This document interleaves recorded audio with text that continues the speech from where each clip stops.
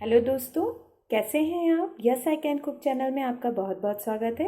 आज मैं फिर एक नई डिश लेकर आपके सामने उपस्थित हुई हूँ और आज हम बनाने जा रहे हैं रवा इडली। रवा इडली बहुत ही जल्दी बनने वाली इडली है और ये बहुत ही टेस्टी लगती है खाने में।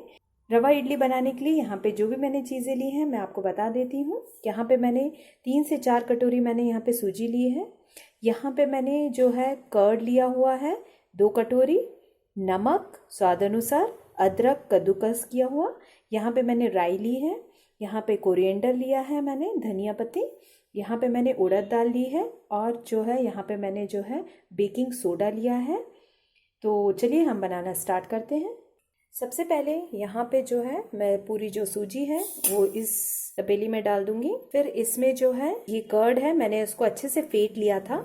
आप उसको हाथ से 3-4 बार फेंट के फिर डाल दीजिए। पूरा डालने के बाद इसको हम अच्छे से मिक्स करें। इसमें हम जो है थोड़ा सा जो है हम पानी ऐड करेंगे और उसे अच्छी तरीके से मिक्स कर देंगे। अब इसमें जो है हम जो अपना सॉल्ट है वो ऐड करेंगे। कद्दूकस किया हुआ जो जिंजर है, अदरक, उसको हम ऐड करेंगे और इसे अच्छी तरीके से हम मिक्स कर देंगे। मिक्स करने के बाद अब इसमें जो है हमारा जो धनिया है उसे हम मिक्स डाल देंगे। इस तरीके से हमने मिक्स कर दिया है और देखिए जो इसकी कंसिस्टेंसी वो इतनी ही होनी चाहिए। अब इसे हम ढक के एटलीस्ट 15 मिनट तक रख देंगे क्योंकि सूजी और फूलती है। उसके बाद शायद हो सकता है हमें पानी की और ज़रूरत पड़े। तो आपको अभी तो कंसिस्टेंसी लगभग इतनी ही रखनी है। अब इसे ढक के आप 15 मिनट तक छोड़कर रख दीजिए। लीजिए अच्छे से हमारी जो है सूजी और फूल गई, थोड़ी सी गाढ़ी हो गई। इसमें हम थोड़ा सा हम पानी ऐड करेंगे। 15 मिनट हमारे हो चुके हैं। अब थोड़ा सा हम पानी इसमें ऐड करेंगे, ज़्यादा आपको ऐड नहीं करना है। अब इसे हम अच्छी तरीके से मिक्स कर लेंगे। अब इसमें जो है हमारा जो बेकिंग सोडा है वो हम इसमें ऐड करेंगे और इसे अच्छी तरीके से हम मिक्स कर लेंगे। ये देखिए हमने मिक्स कर लिया है अच्छे से। हमारा जो बैटर की कंसिस्टेंसी है वो इतनी है, इतनी ही होनी चाहिए। अब इसमें हम जो है बघार डालेंगे। बघार बनाने के लिए अब हम बताते हैं कि इसमें बघार डालने के लिए हमें किन किन चीज़ों की ज़रूरत पड़ेगी। यहाँ पर मैंने उड़द दाल ली है, पत्ता लिया है और यहाँ पे मैंने जो है राई ली है और थोड़ा सा हमें ऑयल लगेगा जो कि फ्राई करने के लिए। तो चलिए हम इसका बघार तैयार करते हैं। ऑयल हमारा जो है वो गर्म हो चुका है। अब इसमें हम उड़द दाल डाल देंगे, हमारी राई डाल देंगे, जो है वो कड़ी पत्ता डाल देंगे। इस तरीके से हमने जो तीनों चीज़ डाली है वो अच्छे से जब हमारी थोड़ी सी हल्की ब्राउन होकर जब अच्छे से हो जाएगी उसके बाद हम अपनी गैस बंद कर देंगे। अब हम गैस बंद कर देते हैं। अच्छे से हो चुका है और ये जो बघार है हम अपने बैटर में डालेंगे। हम अपनी बघार डाल देंगे और अच्छे से जो है इसे हम मिक्स कर देंगे। इस तरीके से जो है बैटर में हमने अपनी बघार डाल ली है।